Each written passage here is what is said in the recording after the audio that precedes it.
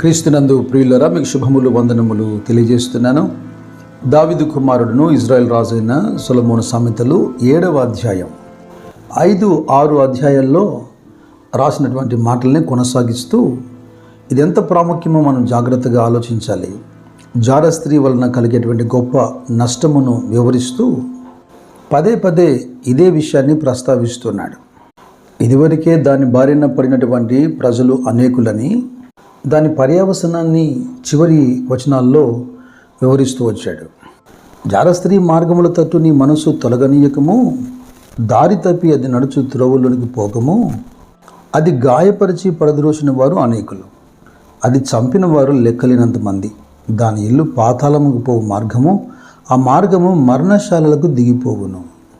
ఎంతో జ్ఞానం కలిగి ఉన్నాను, ఎంతో అభిషేకం కలిగి ఉన్నాను, ఈ విషయంలో మెలకువలేని వారు అనేకులు పడిపోవటం బైబిల్లో మనం చూడగలుగుతాం. ఇంత గొప్ప భక్తుడే త్రొట్టిల్లాడు, పడిపోయాడు అన్నది ఆధారంగా చేసుకునేందుకు కాదు, అది ఒక హెచ్చరికగా తీసుకునేందుకు.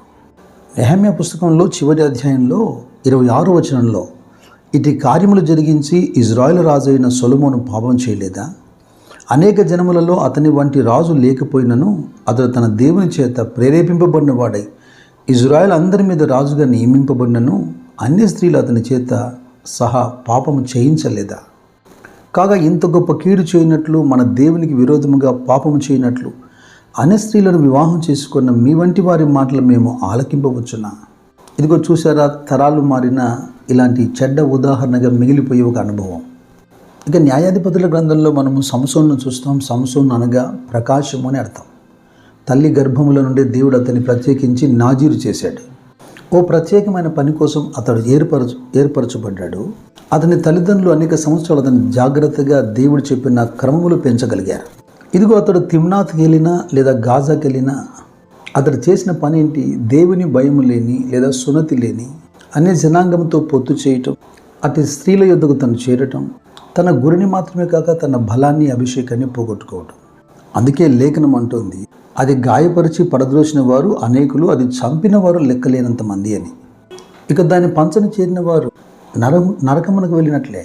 అపోస్తలుడైన పౌలు కొరింథీయులతో మాట్లాడుతూ మొదటి పత్రిక 6వ అధ్యాయంలో 9-10 వచనాల్లో ఇలా రాస్తున్నాడు, అన్యాయస్తులు దేవుని రాజ్యమునకు వారసులు కానేరని మీకు తెలియదా?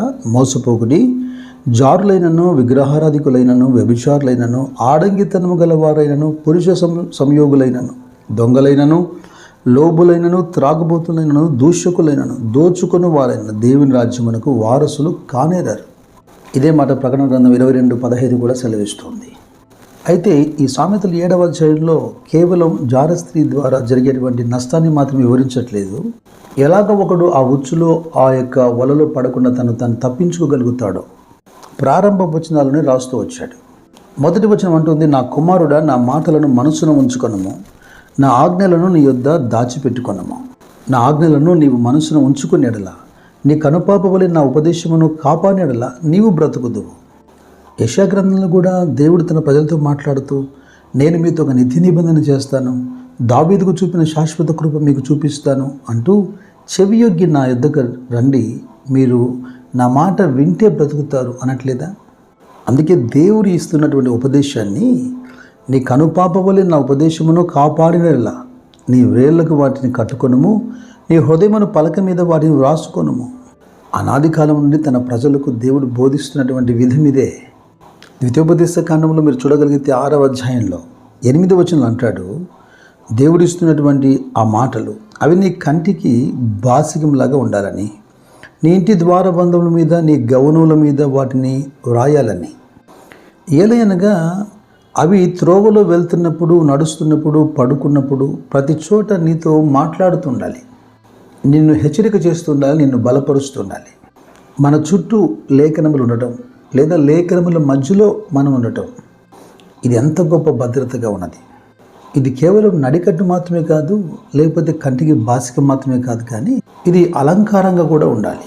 సామెతల గ్రంథం 6వ అధ్యాయంలో 21వ వచనంలో, వాటిని ఎల్లప్పుడూ నీ హృదయం ముందు ధరించుకొనుము, నీ మెడ చుట్టూ వాటిని కట్టుకొనుము. ఉపదేశానుసారంగా జీవించడం నిజంగా ఆ వ్యక్తికి అది అలంకారమే కదా. ఈ అధ్యాయంలో సామెతల గ్రంథం 7వ అధ్యాయంలో 4వ వచనం చూడండి. జ్ఞానముతో నీవు నాకు అక్కవనియు తెలివితో నీవు నాకు చెలికెత్తవని చెప్పము. దాని అర్థం ఏంటి? ఎప్పుడు విడవకుండా నీతో సమీపంగా క్లోజ్గా ఉండేట్టుగా, నీకు సహకారిగా ఉండేట్టుగా. అప్పుడు అవి జారస్త్రీ వశము కాకుండా, జారస్త్రీ యొద్దకు నువ్వు వెళ్లకుండా, ఇచ్చకములాడు స్త్రీకి నువ్వు లోబడకుండా నిన్ను కాపాడుతాయట.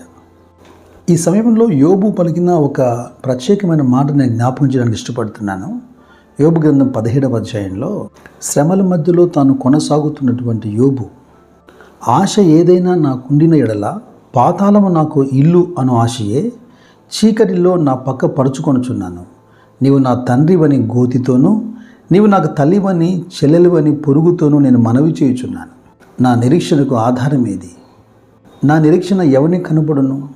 విడదీయరాని కుటుంబ సభ్యుల యొక్క బంధంతో పోల్చబడుతుంది అనగా, నిజముగా జ్ఞానంతో నీవు నాకు అక్కవనియు, తెలివితో నీవు నాకు చెలికెత్తవనియు చెప్పనిడలా.